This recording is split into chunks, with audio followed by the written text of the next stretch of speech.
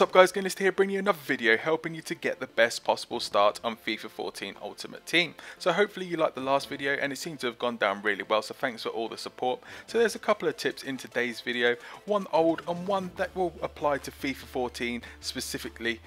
And hopefully they'll give you the best possible start for those of you who haven't got your hands on the early release or the full version of the game, as I know it's out in the States and there are a few discs knocking about over this side of the pond as well.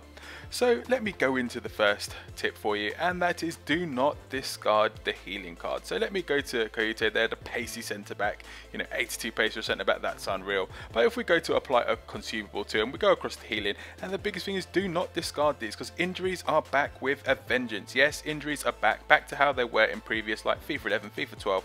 Basically you're playing online and your players will get injured. The ones who are more injury prone, I know I've used Walcott in this game and he seems to pick up an injury every other game. It's a right pain in the arse if you ask me, but what can you do about that? It's just part of the game, you've got to deal with it.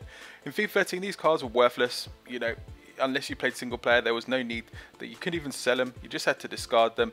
But now if you want to, you can now make profit on it. It's probably a good little trading tip potentially to start with until people know that they're worth something. You can pick them up for next to nothing and then sell them on for a bit of profit when people do start to realise, oh, we need these healing cards all of a sudden. But of course now you can stack up the consumables as much as you want. What you can decide to do is keep as many as you feel you need in your club to keep your team ticking over, and then sell the rest and make a few extra coins. That will just give you that little bit extra help, especially at the start, and every coin counts at the start.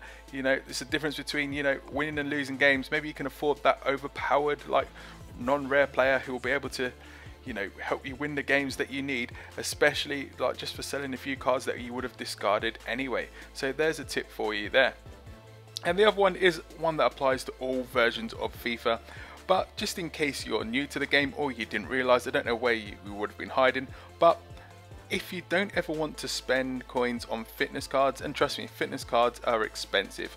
Like the individual ones normally go for like 200, 300 coins, and then you're looking at the squad fitness cards, they just, well, they're, for a gold squad fitness card, looking at like 2.5k plus, and like at peak times it's going for over 3k for a squad fitness card. Now the thing is, a lot of people buy them because they don't have time, but if you have time on your hands, all you need to do is, and I'll show you here with this starter pack squad, is just you have your main squad there. So imagine this squad here that we've got like on the pitch now in the 4-4-2 formation is my main squad, and let's say they're all getting a bit tired because they're like getting down to say like 85 fitness maybe, because for me when I play games I don't let my players go below 90 fitness. If they're starting to go under 90, I then either apply a card or I do what I'm about to tell you to do.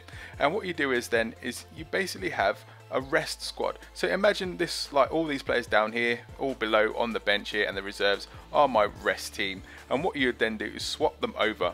So you'd swap them over so that you've then got the rest team on the pitch, and then you've got the players, your first team players, the squad that you mainly use, you put them all down here on the bench, on the substitutes bench and in the reserves, and then you play a game with them. Now it doesn't have to be an online game, it can be an offline game, it can be like against the easiest possible setting, offline, and when it's at that level of setting, you can just literally just score a couple of goals, put the controller down, make sure that there's no set plays or anything, and then come back to it and the game will finish.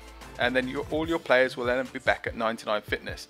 Now it roughly adds about say 15 to 20 fitness like per game. So if your players are really struggling under like 80 fitness, then it's not going to put them back up to the full limit, but it's a tip for you there. So you don't have to have an expensive squad, just have a rest squad. And what that means is that for all it will cost you is your time playing one game with them, and it will regenerate the fitness for all your players in your main squad.